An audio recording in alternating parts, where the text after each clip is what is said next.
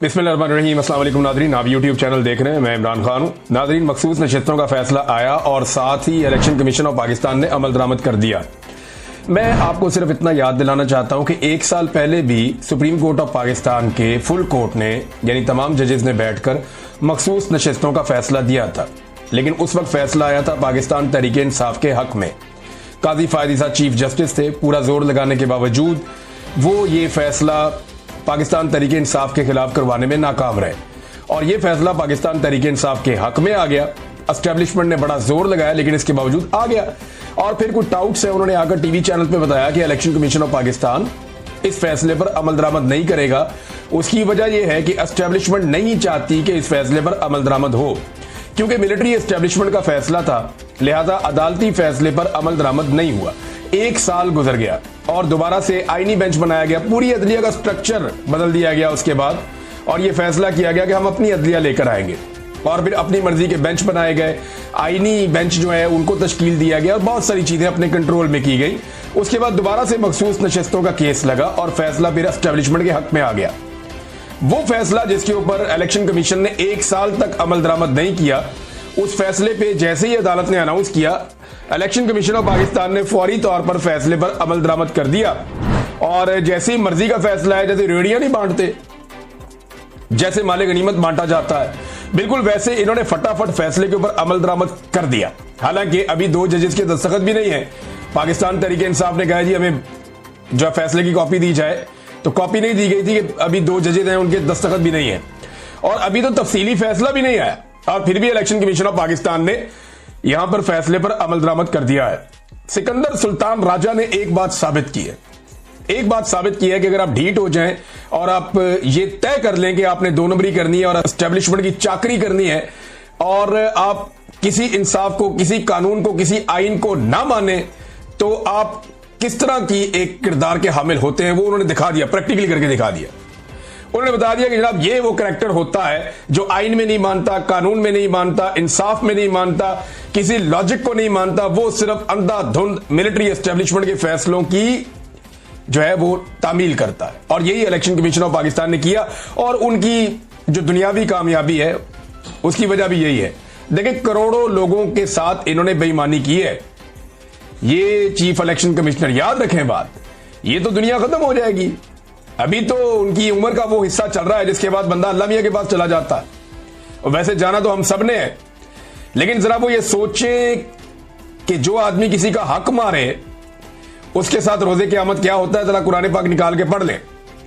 और उन्होंने पूरी कौम का हक मारा है, करोड़ों लोगों से उनका हक छीना है, उनकी हक तलफी की है और बेईमानी की है। दयानतदारी का तकादा था उनके ओहदे से, लेकिन उन्होंने खयानत की है। जो लोग खाइन होते हैं, खयानत करते हैं, उनके साथ रोजे क़यामत क्या होगा, जरा वो पढ़ लें, वक्त करीब है, उन्हें पता चल जाएगा कि करोड़ों लोगों के साथ उन्होंने किया। वो एक आधे बंदे के साथ कर देता है, 2 बंदों के साथ कर देता है, जाके माफी भी मांग लेता है। यहां चीफ इलेक्शन कमिश्नर ने पूरी कौम के साथ ही बददियाती कर दी है, जाली फॉर्म 47 जारी कर दिए मिलिट्री एस्टेब्लिशमेंट के कहने पे। जहां मिलिट्री एस्टेब्लिशमेंट का गिरबान पकड़ा जाएगा, वहां इनका भी पकड़ा जाएगा और ये होना है और इन्हें इस बात का पता भी है। ये सब जानते हैं, कोई बेवकूफ नहीं है, बस सिर्फ इनकी आंखों पे पर्दा पड़ा हुआ है। नाज़रीन, ख्वाजा आसिफ ने एक एहतजाज किया और ख्वाजा आसिफ का एहतजाज आप देखें, बड़ा मासूम एहतजाज है। इससे पहले ख्वाजा आसिफ ने कहा था speaker, deputy speaker, chairman senate, deputy chairman senate की तनख्वाहों में और माली मुराद में बेतहाशा इजाफा माली फहाशी के जुमरे में आता है। आम आदमी की जिंदगी को जहन में रखें, हमारी तमाम इज्जत आबरू उसकी मरहूने मिन्नत है। ये जनाब ख्वाजा आसिफ ने 11 जून को कहा था जब बजट आ रहा था और ये तनख्वाहें बढ़ा रहे थे अंधाधुंध। इन्होंने काबीना की तनख्वाहें भी बढ़ा दी हैं, MNS की तनख्वाहें भी बढ़ा दी हैं, ये जो 4 नाम लिए इनकी तनख्वाहें भी बढ़ा दी हैं। पंजाब में भी यही किया इन्होंने वफाक में भी यही किया। अब ख्वाजा आसिफ का लेटेस्ट इसके ऊपर आया, ये माली फहाशी का सिलसिला 1 जनवरी 2025 से शुरू होता है। ये नोटिफिकेशन का हिस्सा है, यानी ये तनख्वाहें जो मिलनी है और मुराद जो मिलनी है, ये 1 जनवरी 2025 से मिलनी है। पिछले 6 महीने की भी इनको दी जाएंगी। कौमी खजाने के इस्तेहसाल की ये इंतहा है। 1 या 2 अशखास अपने ओहदों की निस्बत से अपनी माहाना तनख्वाह और अलाउंसेज एक MNA से 4 गुना बढ़ा लें और जिम्मेदारी हुकूमत पर डाल दें। कौमी असम्बली के इदारे की कदर मंजिलत का ख्याल इसके निगहबान नहीं करेंगे तो कौन करेगा? वो सब फ्रॉड है। ख्वाजा आसिफ वफाकी वजीर है, ये काबीना में करने वाली बात को सोशल मीडिया में क्यों करते हैं? सोचा कभी आपने? ये लोगों को बेवकूफ बनाते हैं, ये अपना रिकॉर्ड सीधा रखते हैं। जनाब मैं तो उस टाइम भी मना कर रहा थी ऐ ना करना। ये ख्वाजा आसिफ जो रिमके ये ट्वीट्स वगैरह करते रहते हैं ना, या स्टेटमेंट देते रहते हैं, ये इसलिए देते रहते हैं कि कल को इन्होंने जनरल आसिम मुनीर को भी बुरा भला कहना है। जैसे आजकल जनरल बाजवा को गालियां देते हैं, जनरल बाजवा के ऊपर सारे इल्जाम लगाते हैं कि जनरल बाजवा ने इतनी घटिया सियासत की कि हमने सारी जिंदगी कभी सोची भी नहीं। कल जनरल आसिम मुनीर के बारे में इन्होंने यही कहना है। और उस वक्त इन्होंने ये ट्वीट निकाल के देखे जब आसिम मुनीर था ना, तब भी हम ये बात कर रहे थे। ये बारीक वारदात डाल रहे ख्वाजा आसिफ। हालांकि ख्वाजा आसिफ को इस वक्त अपनी औकात का पता है, उनको आइडिया है। वो DGISPR, वो बेचारे जब टीवी के ऊपर आते हैं, किसी चैनल पे आते हैं, जनरल अहमद शरीफ, वो कहते हैं इंटरव्यू देते हुए कि दुहाइयां दे रहे होते हैं कि यार हमारा सियासत में कोई ताल्लुक नहीं है, फौज सियासत नहीं कर रही है, हमें सियासत और दीगर उमूर के अंदर मत घसीटो। वो ये तरले मिन्नत कर रहे होते हैं हर मीडिया के ऊपर बैठ के, जब भी उन्हें मौका मिलता है। वो बेचारा दिन रात में लगा के एक बयानियां बनाते हैं DGISPR, और उनका boss, big boss Khawaja Asif, यानी आईनी तौर पर बिग बॉस है, वैसे तो औकात एक अर्दली वाली है, सभी जानते हैं। तो ख्वाजा आसिफ अगले दिन सारा बयानिया वाड़ के रख देता है। ख्वाजा आसिफ साहब आते हैं जनाब, 2-4 टीवी चैनल को इंटरव्यू देते हैं, बाय डिजाइन आते हैं, एकदम नाजिल होते हैं।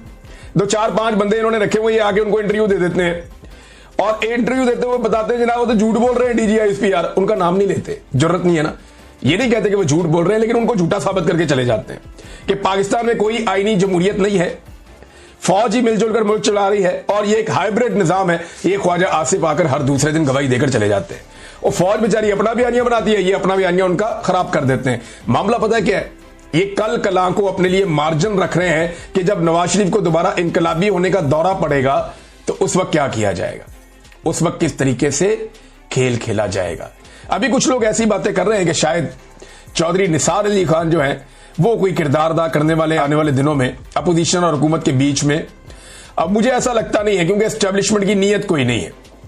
ये सारा कुछ हुकूमत ने नहीं करना, अपोजिशन ने नहीं करना। ये एस्टेब्लिशमेंट पे जब दबाव आएगा, जब एस्टेब्लिशमेंट दबाव महसूस करेगी, जब एस्टेब्लिशमेंट अवाम के नरगे में आएगी और अवाम के काबू में आएगी, और एस्टेब्लिशमेंट, आप जितनी मर्जी गालियां दें सियासतदानों को कोई फर्क नहीं पड़ेगा। जब तक एस्टेब्लिशमेंट को आप नहीं पकड़ेंगे, एस्टेब्लिशमेंट को काबू नहीं करेंगे, तब तक कोई बातचीत नहीं होगी, तब तक इंसाफ नहीं होगा। जो मर्जी बंदा बीच में डाल ले। बहरहाल ये खबरें फैलाई जा रही हैं या आ रही हैं, आने वाले दिनों में इनके बारे में भी पता चल जाएगा। ख्वाजा आसिफ साहब जनाब रोजाना की बुनियाद पे बयानियां वाड़ के रख देते हैं, जो DGISPR बेचारे बड़ी मुश्किल से बनाते हैं कि जनाब हमारा सियासत में ताल्लुक नहीं है। ख्वाजा आसिफ कहते हैं नहीं, सियासत तो कर ही ये रहे हैं, मुल्क को कंट्रोल भी यही कर रहे हैं, यहाँ पे हाइब्रिड